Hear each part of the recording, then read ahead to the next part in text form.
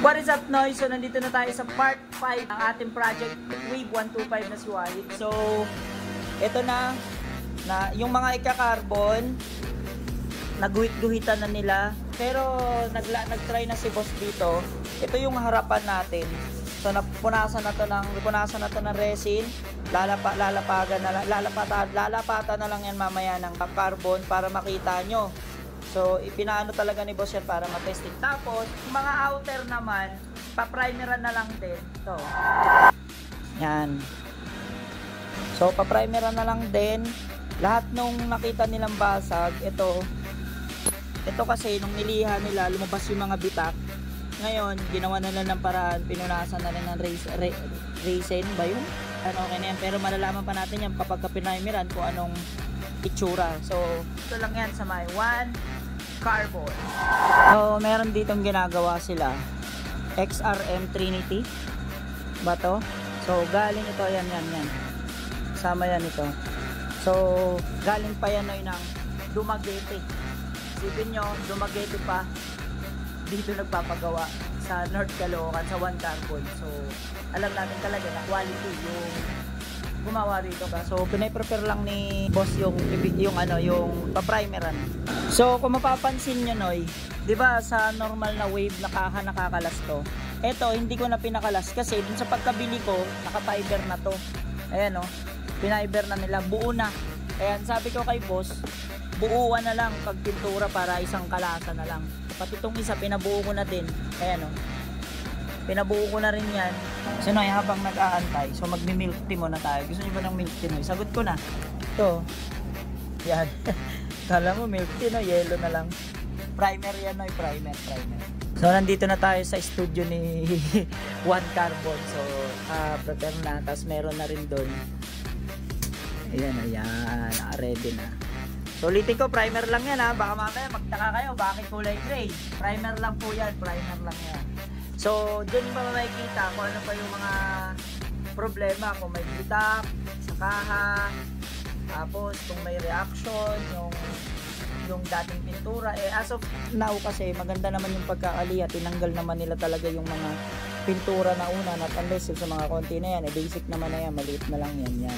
So, yan kasi kagandahan sa panagpipintura. Kailangan, kumbaga sa powder coat, stricto metal yung gagawin. Dito naman, sagad hanggang dulo. Tatanggalin talaga yung kulay. Lalo kapag so, yan na, Noy.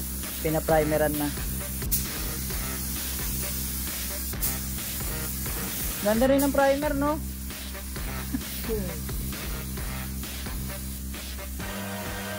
Ayun, ha? Ano, wala nang problema, Noy.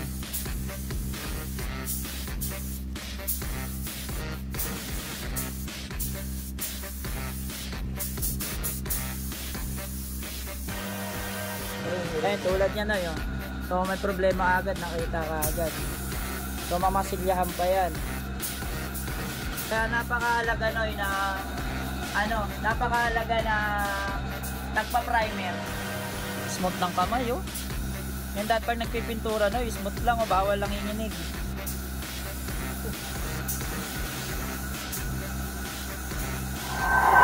So yun na, nakapag first coating na tayo dun sa ating kaha. So, syempre, may mga ire-retouch pa yun. Tulad nga pinakita ko kanina, di ba? Doon na tayo mamaya sa carbon. Ito na pala. Dito na tayo sa carbon. So, natag lang natin dito. So, itong forge na.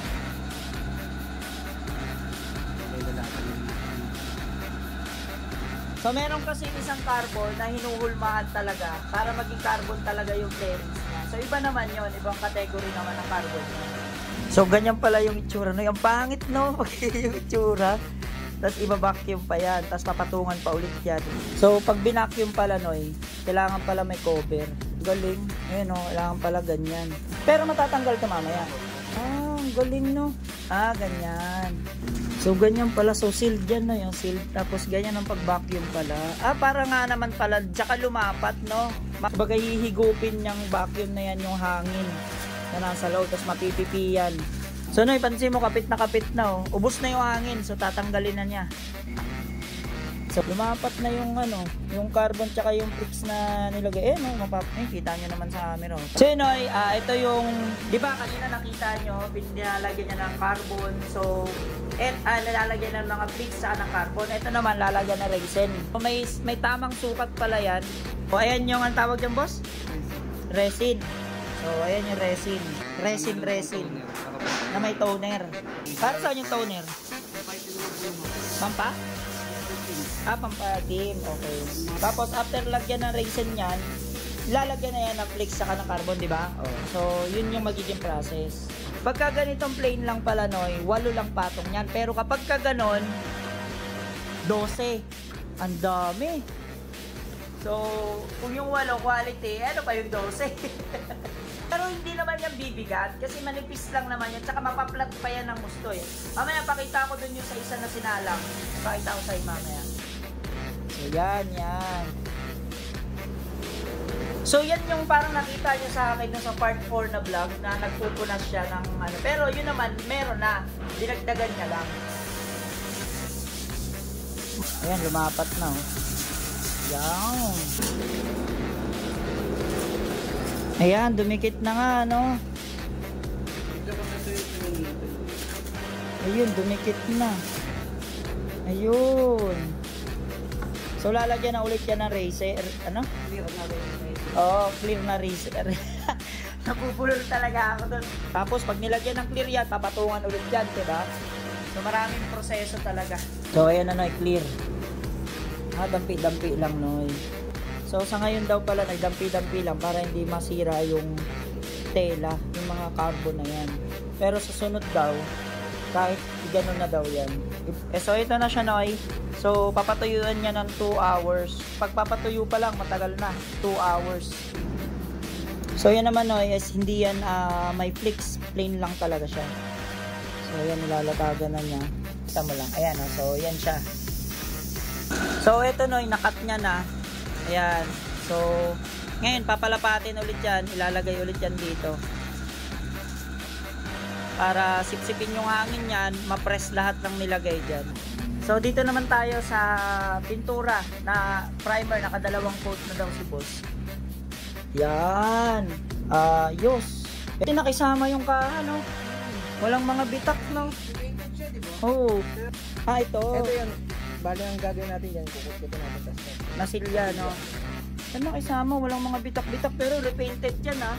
Kumbaga, hindi stock paint yan. Hindi kumulo. So, ayos. So, ito, Noy, tatabasan na lang to. Tapos, dilyahin, tatapkutan. So, meron na doon na naka-ready na tatapkutan na lang. Pero ito, ipapakita ko sa inyo kung paano sila magtabas. Kasi tulad niyan, may mga sobra pa, oh. So, ito na, Noy, nakat na ni boss. Lumabas na yung hulma niya. Ayan. Sunod dito, lilihain naman to. Magiging ganito yung itsura niya. Yung ganyan. Tapos, pag ganyan na, nalihan na, saka naman niya tatapkutan. Sheesh!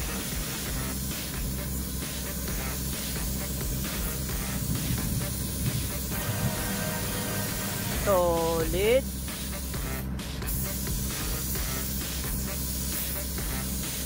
Putik yan pa lang, oh. Solid. Alright, Noy. So, na base coat. Yan, naka base coat silver na siya kasi candy red nga yung napili natin, hindi yung isa. So, ito, ready na siya. Problema pa namin na ito is umuulan sa labas.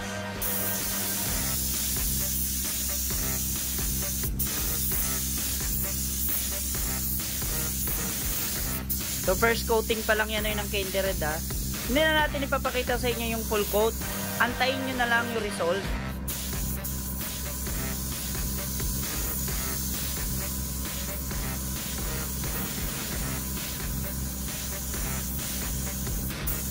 Ayos.